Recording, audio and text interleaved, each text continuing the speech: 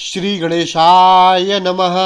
शिव पुराण कैलाश संहिता यति के अंत्येष्टि कर्म की दशाह पर्यंत विधि का वर्णन। वामदेव जी बोले, जो मुक्त यति हैं उनके शरीर का दाह कर्म नहीं होता, मरने पर उनके शरीर को गाड़ दिया जाता है। यह मैंने सुना है। मेरे गुरु कार्तिकेय, आप प्रसन्नतापूर्वक यतियों के उस अंत्येष्टि कर्म का मुझसे वर्णन कीजिए, क्योंकि तीनों लोकों में आपके सिवा दूसरा कोई इस विषय का वर्णन करने वाला नहीं है।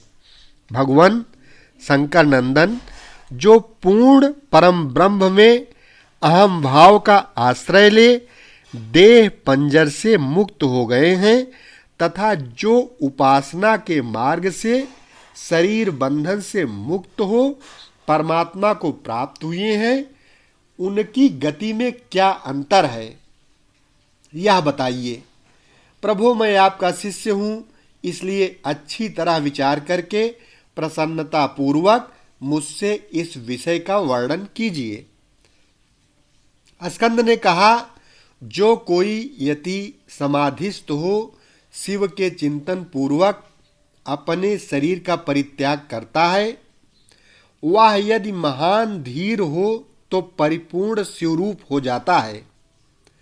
किंतु यदि कोई अधीर चित्त होने के कारण समाधि लाभ नहीं कर पाता, तो उसके लिए उपाय बताता हूँ, सावधान होकर सुनो। वेदांत शास्त्र के वाक्यों में जो ज्ञाता, ज्ञान और ज्ञेय, इन तीन पदार्थों का परिज्ञान होता है, उसे गुरु के मुख से सुनकर यति यम नियमादि रूप योग का अभ्यास करें। उसे करते हुए वह भली भांत शिव के ध्यान में तत्पर रहें। मुने, उसे नित्य नियम पूर्वक प्रणव के जप और अर्थ चिंतन में मन को लगाए रखना चाहिए। मुने, यदि देह की दुर्बलता के कारण धीरता धारण करने में असमर्थ यति निष्काम भाव से शिव का स्मरण करके अपने जीर्ण शरीर को त्याग दे, तो भगवान सदाशिव के अनुग्रह से नंदी के भेजे हुए विख्यात 5 अतिवाहिक देवता आते हैं। उनमें से कोई तो अग्नि का अभिमानी, कोई ज्योति पुंज स्वरूप, कोई दिनाभिमानी, कोई शुक्ल पक्षाभिमानी और कोई उत्तरायण का अभिमानी होता है। ये पांचों सब प्राणियों पर अनुग्रह करने में तत्पर रहते हैं। इसी तरह धूमाभिमानी, तमकाभिमानी, रात्रि का अभिमानी, कृष्ण पक्ष का अभिमानी और दक्षिणायन का अभिमानी, ये सब मिलकर 5 होते हैं। ये पांचों विख्यात देवता दक्षिण मार्ग में प्रसिद्ध हैं। महामुनि वामदेव, अब तुम उन सब देवताओं की वृत्ति का वर्णन सुनो। कर्म के अनुष्ठान में लगे हुए जीवों को साथ ले वे पांचों देवता उनके पुण्यवश स्वर्गलोक को जाते हैं और वहां यथोक्त भोगों का उपभोग करके वे जीव पुण्य क्षीण होने पर पुनः मनुष्य लोक में आते हैं तथा पूर्ववत जन्म ग्रहण करते हैं। इनके सिवा जो उत्तर मार्ग के 5 देवता हैं, वे भूतल से लेकर ऊर्ध्वलोक तक के मार्ग को 5 भागों में विभक्त करके यति को साथ ले क्रमशः अग्नि आदि के मार्ग में होते हुए उसे सदाशिव के धाम में पहुंचाते हैं। वहां देवाधिदेव महादेव के चरणों में प्रणाम करके लोकानुग्रह के कर्मों में लगाए गए वे अनुग्रहकार देवता उन सदाशिव के पीछे खड़े हो जाते हैं। यति को आया देख देवाधिदेव सदाशिव, यदि वह विरक्त हो तो उसे महामंत्र के तात्पर्य का उपदेश दे गणपति के पद पर अभिषिक्त करके अपने ही समान शरीर देते हैं। इस प्रकार सर्वेश्वर सर्वनियंता भगवान शंकर उस पर अनुग्रह करते हैं। उसे अनुग्रहित करके निश्चल समाज देते हैं। अपने प्रति दास्य भाव की फलस्वरूपा तथा सूर्य आदि के कार्य करने की शक्ति रूपा ऐसी सिद्धियां प्रदान करते हैं जो कहीं अवरुद्ध नहीं होती।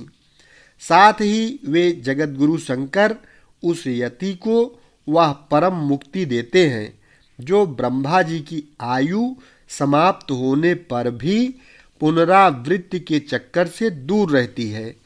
अतः यही समष्टिमान संपूर्ण ऐश्वर्य से युक्त पद है और यही मोक्ष का राजमार्ग है, ऐसा वेदांत शास्त्र का निश्चय है। जिस समय यति मरणासन्न हो, शरीर से शिथिल हो जाए, उस समय उस श्रेष्ठ संप्रदाय वाले दूसरे यति अनुकूलता की भावना ले उसके चारों ओर खड़े हो जाएं।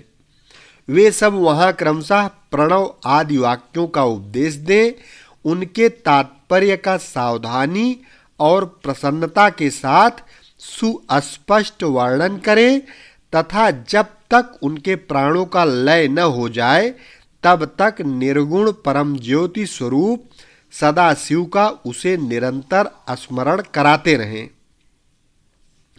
सब यतियों का यहाँ समान रूप से संस्कार क्रम बताया जाता है।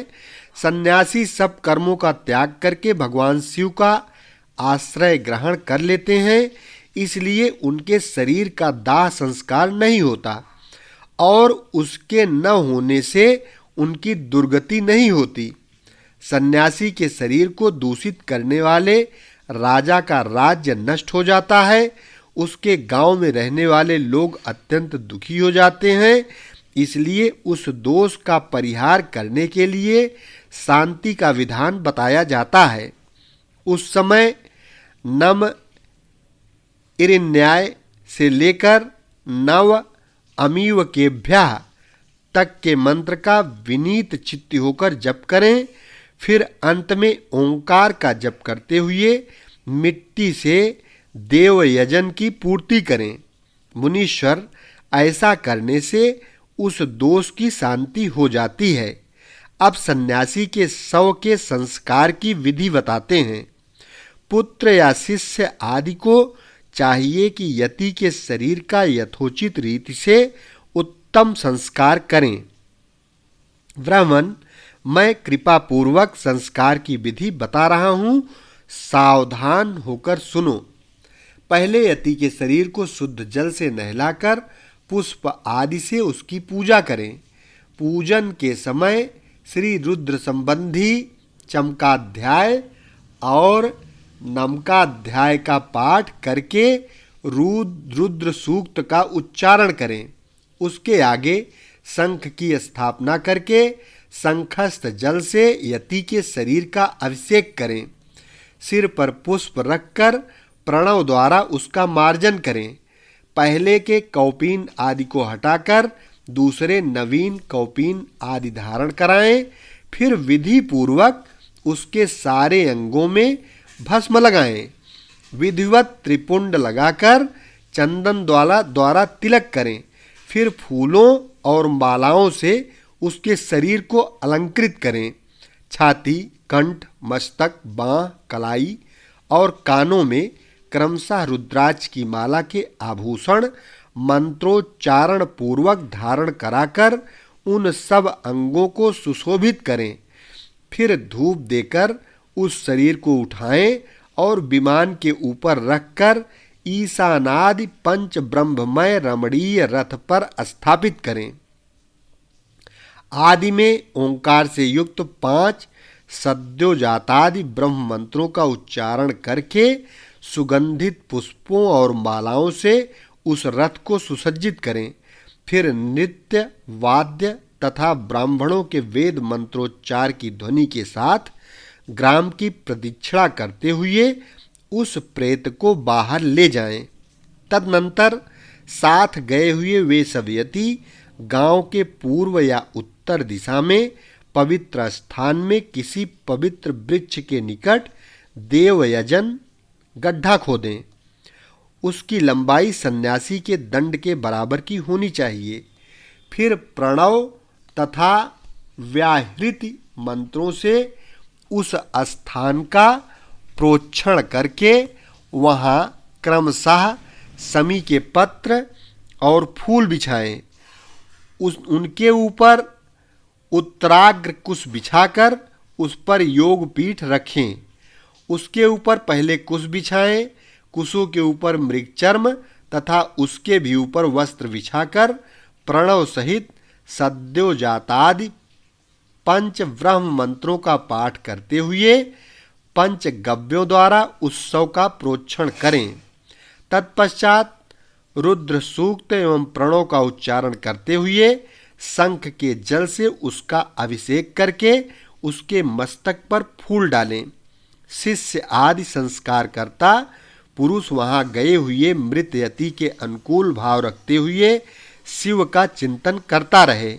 तदनंतर ओंकार का उच्चारण और स्वस्ति वाचन करके उस शव को उठाकर गड्ढे के भीतर योगासन पर इस तरह बिठाएं जिससे उसका मुख पूर्व दिशा की ओर रहे। फिर चंदन पुष्प से अलंकृत करके उसे धूप और गुग्गुल की सुगंध दें।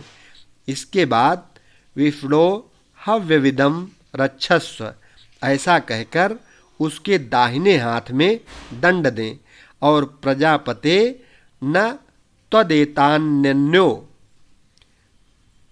सुयजु 33-65 इस मंत्र को पढ़कर बाएं हाथ में जल सहित कमंडलू अर्पित करें। फिर ब्रह्म यज्ञानम प्रथमम इस मंत्र से उसके मस्तक का स्पर्श करके दोनों भौहों के स्पर्श पूर्वक रुद्र सूक्त का जप करें। तत्पश्चात मां नो महांतमुत सु यजु 16-15 इत्यादि 4 मंत्रों को पढ़कर नारियल के द्वारा यति के शव के मस्तक का भेदन करें। इसके बाद उस गड्ढे को पाट दें। फिर उस स्थान का स्पर्श करके अनन्य चित्त से 5 ब्रह्म मंत्रों का जप करें। तदनंतर यो देवानाम प्रथमम पुरस्तात 10-3 से लेकर तस्य प्रकृतिलीनस्थ यह परः स महेश्वरः 10-8 तक महानारायणोपनिषद के मंत्रों का जप करके संसार रूपी रोग के भेषज सर्वज्ञ स्वतंत्र तथा सब पर अनुग्रह करने वाले उमा सहित महादेव जी का चिंतन एवं पूजन करें। पूजन की विधि यूं है, 1 हाथ ऊंचे और 2 हाथ लंबे चौड़े एक पीठ का मिट्टी के द्वारा निर्माण करें। फिर उसे गोबर से लीपें। वह पीठ चौकोर होना चाहिए। उसके मध्य भाग में उमा महेश्वर को स्थापित करके गंध, अक्षत, सुगंध, पुष्प, बिल्वपत्र और तुलसी दलों से उसकी पूजा करें। तत्पश्चात प्रणव से धूप और दीप निवेदन करें। फिर दूध और हविष्य का नैवेद्य लगाकर 5 बार परिक्रमा करके नमस्कार करें। फिर 12 बार प्रणव का जप करके प्रणाम करें। तदनंतर ब्राह्मीभूत यति की तृप्ति के लिए नारायण पूजन, बलिदान, घृत दीप दान का संकल्प करके गर्त के ऊपर मृण्मय लिंग बनाकर पुरुष सूक्त से पूजा करके घृत मिश्रित पायस की बलि दें। घी का दीप जला पायस बलि को जल में डाल दें।